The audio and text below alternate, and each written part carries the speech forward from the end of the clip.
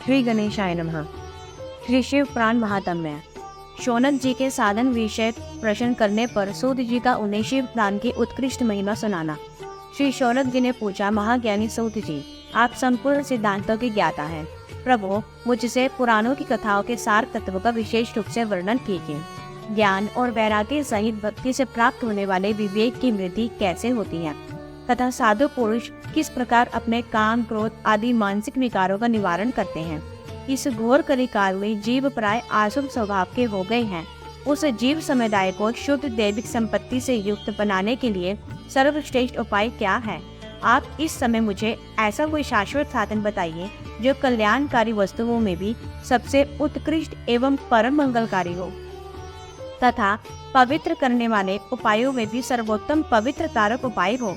तात वह साधन ऐसा हो जिसके अनुष्ठान से शीघ्र ये अंतकरण की विशेष शुद्धि हो जाए तथा उससे निर्मल चित्त वाले पुरुष को सदा के लिए शिव की प्राप्ति हो जाए।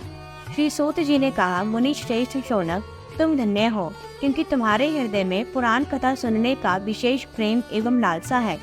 इसलिए मैं शुद्ध बुद्धि से विचार कर तुमसे परम उत्तम शास्त्र का वर्णन करता हूँ। वह संपूर्ण शास्त्रों के सिद्धांत से संपन्न, भक्ति आदि को बढ़ाने वाला तथा भगवान शिव को संतुष्ट करने वाला है। कानों के लिए रसायन अमृत स्वरूप है तथा दिव्य है। तुम उसे श्रवण करो। मुने, वह परम उत्तम शास्त्र है शिव पुराण, जिसका पूर्व काल में भगवान शिव ने ही प्रवचन किया था। यह काल रूपी सर्प से प्राप्त होने वाले महान त्रास का विनाश करने वाला उत्तम साधन है।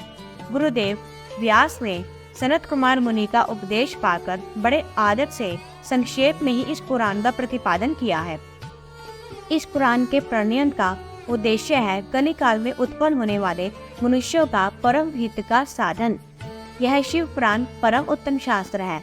इसे इस भूतल पर भगवान शिव का वाण्डमय स्वरूप समझना चाहिए और सब प्रकार से इसका सेवन करना चाहिए। इसका पठन और श्रवण सर्व साधन रूप है। इससे शिव भक्ति पाकर श्रेष्ठतम स्थिति में पहुंचा हुआ मनुष्य शीघ्र ही शिव पद को प्राप्त कर लेता है। इसलिए संपूर्ण यत्न करके मनुष्यों ने इस पुराण को पढ़ने की इच्छा की है अथवा इसके अध्ययन को अभिष्ट साधन माना है। इसी तरह इसका प्रेम पूर्वक श्रवण भी संपूर्ण मनोवांछित फलों को देने वाला है। भगवान शिव के इस पुराण को सुनने से मनुष्य सब पापों से मुक्त हो जाता है तथा इस जीवन में बड़े बड़े उत्कृष्ट भोगों का उपभोग करके अंत में शिवलोक को प्राप्त कर लेता है। यह शिव पुराण नामक ग्रंथ 24,000 श्लोकों से युक्त है। इसकी 7 संहिताएं हैं। मनुष्य को चाहिए कि वह भक्ति, ज्ञान और वैराग्य से संपन्न हो, बड़े आदर से इसका श्रवण करे। 7 संहिताओं से युक्त यह दिव्य शिव पुराण परम ब्रह्म परमात्मा के समान विराजमान है और सबसे उत्कृष्ट गति प्रदान करने वाला है।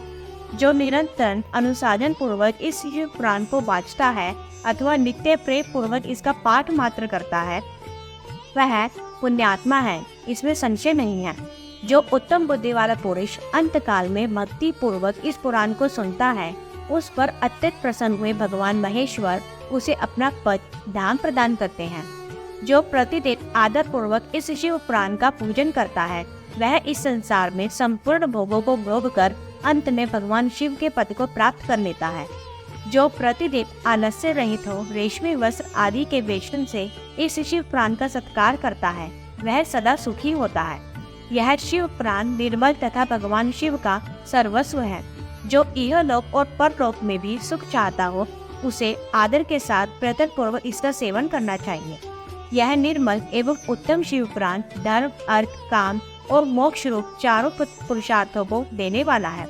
अतः सदा प्रेम पूर्वक इसका श्रवण एवं विशेष पाठ करना चाहिए।